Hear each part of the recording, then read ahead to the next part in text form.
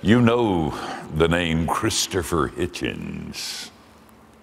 He's a prominent atheist who writes beautifully and says really silly things. Probably you don't know that he has a brother. And his brother's name is Peter, and Peter is a believer. Peter wrote a book called The Rage Against God, and you ought to read it. It goes deep.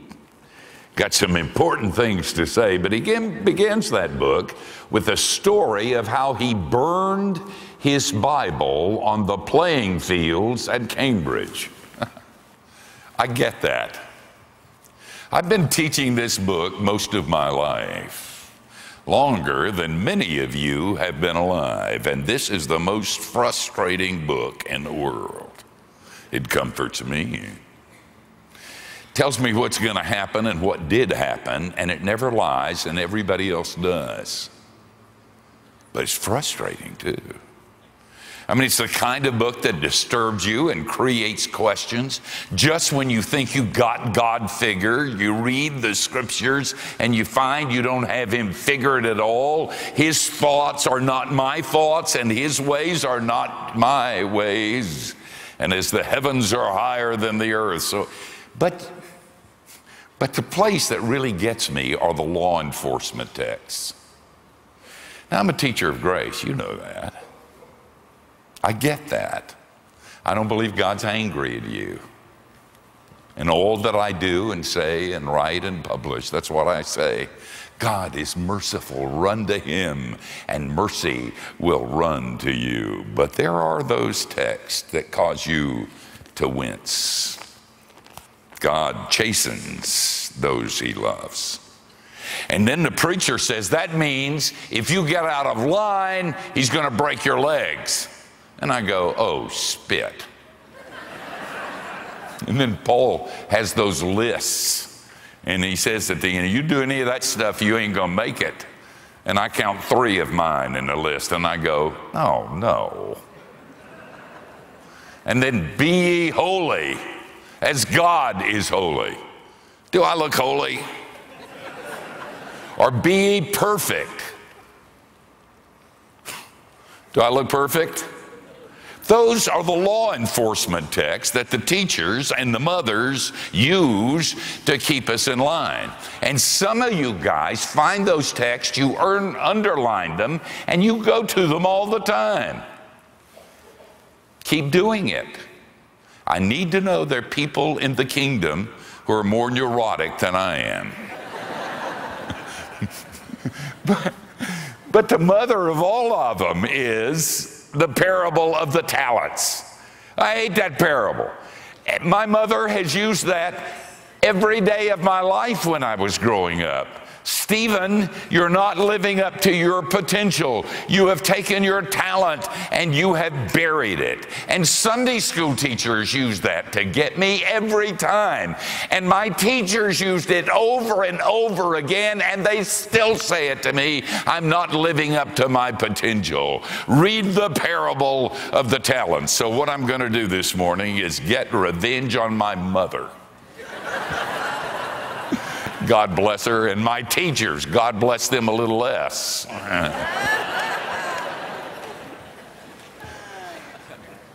If you have your Bible, let's check it out. Actually, on the way to revenge, and that never makes Jesus happy. On the way to writing that sermon, I discovered some really neat stuff that is so good I can hardly stand it. So stay with me. I'm reading from the 25th chapter of Matthew, and I'm going to start at the 14th verse, where they said that Jesus said, for it will be, this is a kingdom parable, for it will be like a man going on a journey who called his servants and entrusted to them his property. To one he gave 5 talents, to another 2, to another, to each according to his ability. Then he went away. He who received the 5 talents went at once and traded with them, and he made 5 talents more. So also he who had the 2 talents made 2 talents more. But he who had received the 1 talent went and dug a hole in the ground. I still wince when I read this. And laid his master's money in the hole. Now, after a long time, the master of those servants came and settled accounts with them. And he who had received the 5 talents came forward, bringing 5 talents more, saying, Master, you delivered to me 5 talents here, and I have made 5 talents more. His master said to him, Well done, thou good and faithful servant. You've been faithful over a little, I will set you over much. Enter into the joy of your master. And he also, who had the 2 talents, came forward, saying, Master, you delivered to me 2 talents. Here I have made 2 talents more. And his master said to him, Well done, good and faithful servant. You've been faithful over a little, I will set you over much. Enter into the joy of your master. He also, who had received the 1 talent, came forward, saying, Master, I knew you to be a hard man, reaping where you did not sow, and gathering where you scattered no seed. So I was afraid, and I went and hid your talent in the ground. Here you have what is yours. But his master answered him, You wicked and slothful servant. You knew that I reap where I have not sown and gather where I scattered no seed. Then you ought to have invested my money with the bankers, and at my coming I should have received what was mine with interest. So take the talent from him and give it to him who has 10 talents. For to everyone who has will more be given, and he will have an abundance. But from the one who has not, even what he has will be taken away. And cast the worthless servant into the outer darkness, in that place where there will be weeping and gnashing of teeth. I can just see my mother saying, So there. Now we're going to talk about that. But first, we're going to study hermeneutics. You say, what's hermeneutics? It's the principles or the study of interpretation. And I'm going to give you a hermeneutical principle, so listen up. It's not as bad as it sounds. When you study the Bible, start with what God has clearly revealed to you about himself. When you encounter a text that seems to contradict that, don't junk what he has shown you, dig deeper. Now let me say that again. Slower for the slower among us. When you study the Bible, start with what God has clearly revealed to you about himself. And when you encounter a text that seems to contradict that, don't junk what he's shown you. Dig deeper. Do you know that the devil will use 99% of the truth to float one lie? There's nothing wrong with doing your best. There's nothing wrong, if that's your thing, to living up to your potential. There's nothing wrong with excellency. It's just not what this text is talking about. When you look at the implications of this text, if you take it the way it's usually taught, it'll drive you nuts and you don't have a prayer. Did you hear about the young man in Utah who went to his aged grandfather and asked him how he had lived so long? And he said to him, Sonny, it's going to sound weird, but let me tell you how I've lived so long. I sprinkled gunpowder over my oatmeal every morning. And the boy thought that was crazy, but he did it. And he lived to the age of 94. Had 10 children, 23 grandchildren, and 24 great-grandchildren he left. And he also left a hole 15 feet wide in the crematorium.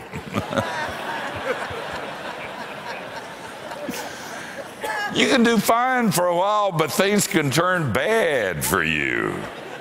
Listen to what this text is saying. That when you get home, if you've been good and you've been righteous and you've done everything you should have done and you've lived up to your potential, God, aren't you looking forward to this? Will say, well done, thou good and faithful servant. You've been faithful over a little and I'm going to set you over much. That is way cool, except not a one of you is faithful. So you don't have a prayer. And I'm worse than you are. And that contradicts what I know that God has taught me so clearly in the Scripture. How you doing with tithing? All of you are not tithing, or you would have paid this building off by now. Well done, good and faithful servant. How you doing in your study of Scripture, in your prayer time, and your witnessing? Are you going to bring somebody with you when you get to heaven? And if you don't, they won't let you in. Because you're not a faithful servant. You're faithful because you love the poor and the oppressed. You're reaching out to them. Are you faithful in your language and the way you live your life? Of course you're not. I know this bunch. You're just not, and I'm not either, and we don't have a prayer. People say at funerals, and I have too, and I repent publicly. I've named people and said, God said, well done, thou good and faithful servant. I was at a funeral 6 months ago, and they wanted me to speak at the end, and I liked this guy. His name was Sam. He was rich. He spent a lot of money on the poor and a lot of money on himself. Served on a lot of boards, and he was known as a good and godly man, a church man. He's a believer, he's a Christian, but he was screwed up too. And everybody that got up talked about how wonderful he was. And then the preacher got up and said, God has now said to Sam, well done. And that's not his name, by the way. Do I look stupid? Well done, thou good and faithful servant. And I looked around and people were looking down, and I thought, somebody's got to tell the truth. His wife still won't speak to me, by the way. I said, I'm going to tell the truth, man. When you're old, they think it's senility and they'll give you a pass. So I'm going to get up. And I said, no, God's not going to say, well done, thou good and faithful servant, because Sam, just like you, wasn't faithful. And if he's in heaven, it's not because of the money he gave to the poor and the boards on which he sat and the church where he was a member. He's in heaven because he ran to the only faithful servant there ever was. And his name was Jesus. And Jesus died on the cross for Sam's unfaithfulness.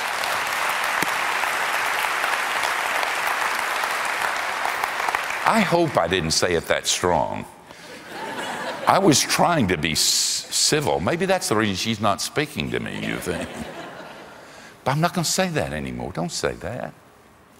That's not appropriate because that's not what Jesus was talking about. So what do you do with this text? Weren't you listening? You never listen to me. Listen to what I just taught you. When you're studying the Bible, start with what God revealed to you about himself. And if you see anything that contradicts that, don't junk what he revealed to you.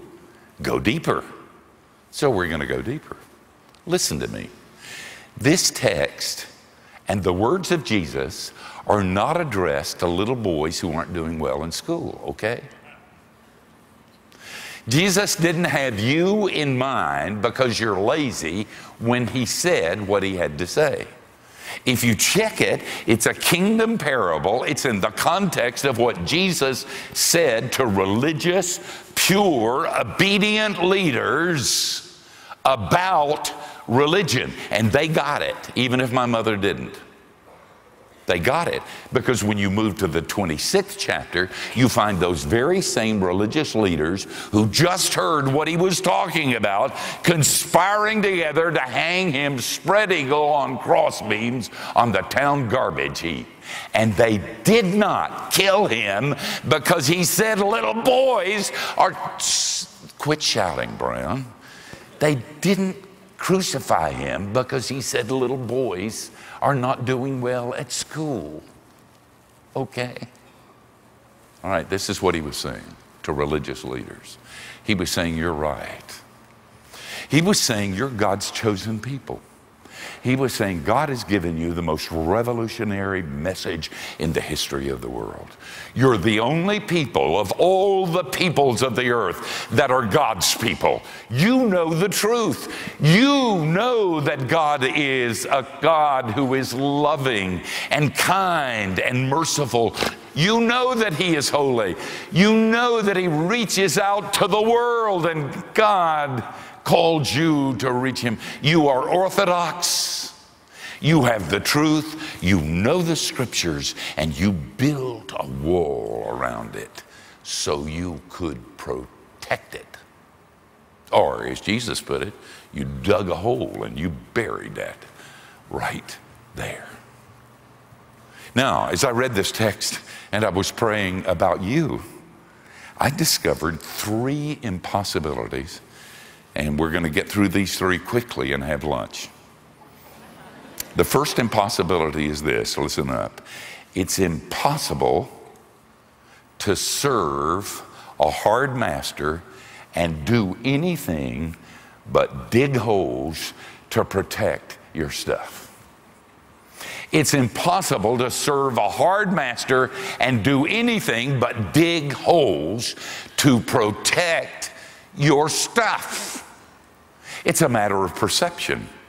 When the guy with the 1 talent said, I knew, that doesn't mean I got it. It means I perceived that you were a hard man. And when the master said, you knew, he didn't say he was right. He was saying, you perceived that I was a hard man. Now you got to look at the whole counsel of God. For instance, if you go to the 18th chapter of Matthew, another kingdom parable, the master there forgave his servants big debts, and they didn't do anything except screw it up. And the only reason the master was mad is because that servant refused to forgive another servant. Now that's the God I know about. That's the God who's always forgiving and who is always unconditional. I was called to a church in Boston, served there for a long time. And the congregation, when they voted for me, they were unanimous, and the pulpit committee was unanimous. Church was dying, and they wanted me to feel good about it. No, some of you are saying, well, you're dying too. You're old. This was a lot of years ago when I was very young, okay.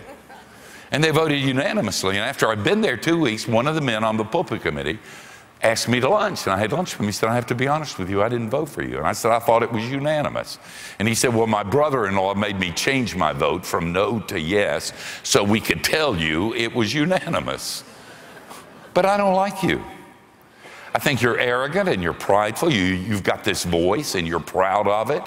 I don't like what you teach. I don't like what you preach. I don't like anything about you. And I voted against you, and I think you ought to know that. Oh, good. Generally, I push back harder than I was pushed because I have this authority problem. But for some reason, I figured I don't want to get fired after 2 weeks. And so I was nice to this man. I mean, I wanted to tell him, I hope you die. But I told him how wonderful he was. I took him to lunch the next time, and I paid for it. His 2 boys thought I was wonderful, and I didn't like them, and I certainly didn't like his wife. But I want you to know, whatever he wanted me to do, I did. And I did it with a smile. I told him, and then after a while, he became my supporter. Then after that, he loved me. And he's one of my best friends to this day. It was different. It's hard to work for a hard man because you're always trying to please him. You're always trying to do what's right and be nice and keep it together. That's how people interpret this parable. That's not what it's about. I want you to know that the master, if the servant who had the 1 talent had gone out, bought a cigar, a bottle of whiskey, had sat down at a poker game and lost it all. And you're saying, Steve, I don't believe I said that. If he had done that, his master would not have been pleased, because it wasn't about payday or potential. It was about risk. It's bad to get a pulpit committee wrong, but it's worse to get God wrong. And people lie about God. I hate that. I really do. I'm in churches all over this country and conferences and institutions where I teach and speak, and I listen to people and they lie about God. And I can't, but I want to stand up and say, stop it. Will you stop that? Because if they don't get God right, they don't get life right. How you feel and know about God is how you act and how you believe and how you think and what you say and where you go and what you do. And God is your Father, imputing the righteousness of Son to your account. Don't lie to people about that. It is so very important. And if you think you work for a hard master, you're going to dig holes. I run into people all the time who are religious and drive me nuts. And I want to say, you know what you're doing? You're digging holes, you nut. They go out and beat God's people and manipulate them and make them feel guilty so they can get power. And I want to say, all you're doing is digging holes. Quit digging holes. I see religious professionals protect. They think that if we don't defend God, he can't be defended. Leighton Ford used to sing a song in a quartet, let's turn the tide for God. Duh, that's crazy. What do you mean turn the tide for God? God doesn't need us. He's doing fine. His church is doing fine. The faith is doing fine. We don't have to defend that which doesn't need defending. But if you think God is hard, whoa, you'll dig holes. You really will. Then there's another impossibility, and it's this. It's impossible to dig holes and dance at the same time. It's impossible to dig holes and dance at the same time. Let me tell you about somebody who's a friend of mine. His name is Hillel. Hillel is a rabbi, teacher of Torah. And he was a precursor to Christ, not in the same way John the Baptist was, but he taught grace and mercy and God's kindness, God's loving kindness. Now, you maybe haven't heard of him, but he had a grandson, and you have heard of this grandson. The grandson is in the book of Acts, Gamaliel, and he was on the Sanhedrin court when the apostles were brought in. You remember? He was the one that stood up and said, don't mess with these dudes. And certainly don't do it in a thunderstorm. Because if what they're doing is of God, God is not going to be pleased. And you don't want to get in front of that Mack truck. This is the original Greek. And if you oppose it, you might be opposing God. And if it's not of God, it's just going to wither away. So I'd back off. That was Gamaliel, the grandson of Hillel. Hillel said this, I walk, I stumble, I walk, I fall down, and I get up, and I keep on dancing. He got God. You can't do that. Tomorrow at the evening service, I'm going to be late. I'm going to be here in time to preach. And I told the worship people, if I was late, just to keep on vamping, I'll show. But I'm going to be at a memorial service. I think I told you about Omar, my former student who's dying of ALS, Lou Gehrig's disease. It's not pretty. He has a son, little boy, Joseph, who has leukemia. He's got 3 other boys. And I want you to know I've been dealing with the hard stuff all my life. But I told the Lord that's too much. Just too much. Mervat, you would love her. Omar died last week, and it was a severe mercy. I talked to him a lot, and I was over last week, and Omar in the last few days slept most of the time. And I prayed with Mervet, and then she walked me to my car, and she said, you know what happened last night? And I said, no. And she's smiling. That's not the weird smile of the religious they're saying to themselves, this is hell, but I'm going to smile because I don't want to hurt Jesus' witness. She was smiling. It's coming from the inside. I said, what happened last night? She said, I yelled at God all night. I cried out to him to do something. And then at 5 o'clock in the morning, I got my coffee and I sat down at the kitchen table and said to him, I've been talking and yelling all night, now it's your turn. And I said, well, what'd he say? She said, he came and gave me peace and love. And then she just laughed. You can't laugh when your husband's dying of ALS unless you get God right. Unless you get God right. You can't dance and dig holes at the same time. That brings me to the final impossibility. It's impossible to successfully play poker or live the Christian life unless you can lose, unless you're willing to risk. The master said, look, you turkey, you could have at least put it in the bank. He's obviously not in America. You could put it in the bank and collect on the interest. At least you could have done that. In other words, why didn't you at least blow it or do something?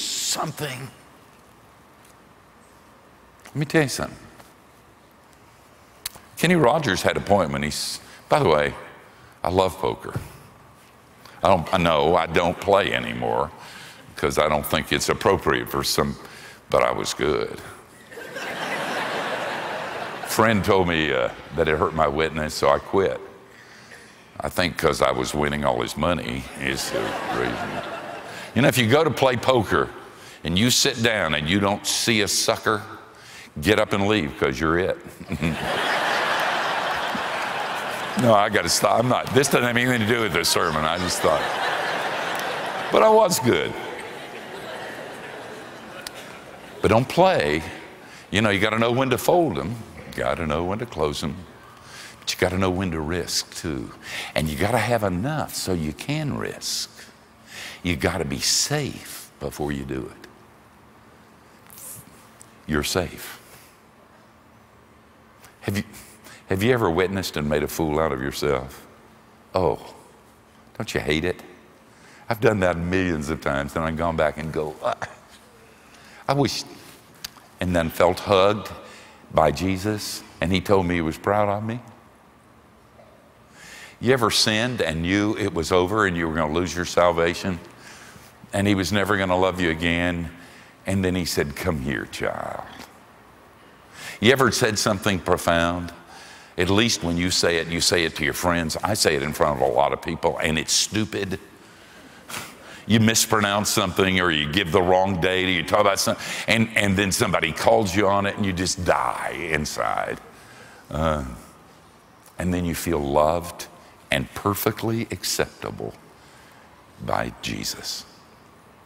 You ever given to the poor and reached out to the oppressed and had them bite you? And then you run to Jesus and he laughs and says, been there, done that. I got that. I got it from you. Come here, child. You're safe. You're forgiven. I have a friend, Steve McCoy, out in the Northwest and near Seattle. And I've been praying about his job over the past year. And he thought he was going to lose it because the economy was so bad.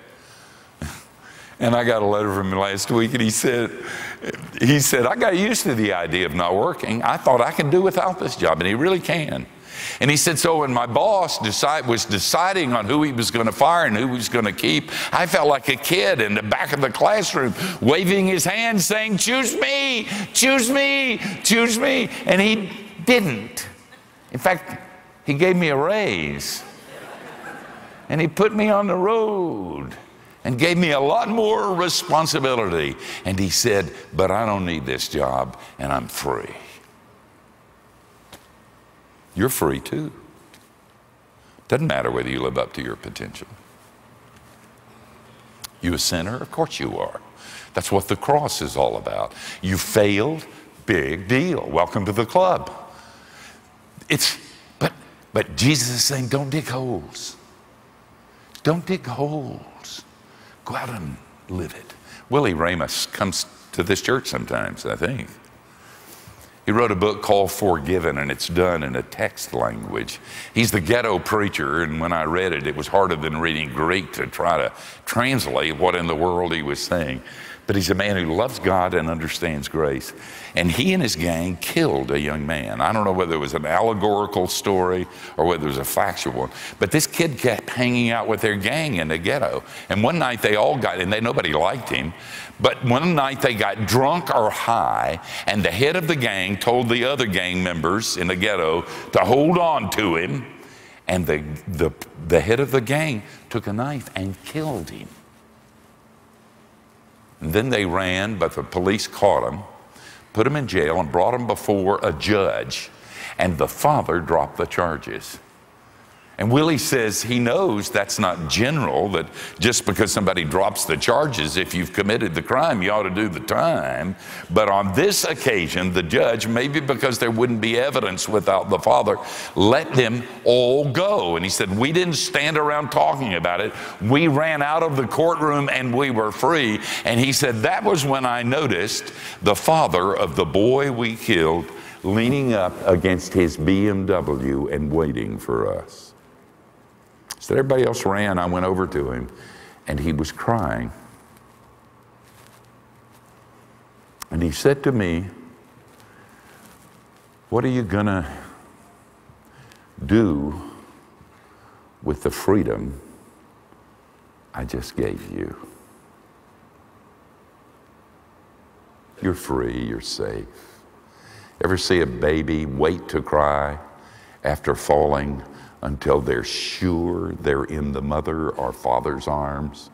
That's where you are. You're safe. So go play poker. Go dance. Go live your life. Don't look at your feet when you dance. Just do it and take Jesus with you. And remember that you're free. But if you listen to what I taught you this morning, what are you going to do with the freedom he's given you? You think about that. Amen.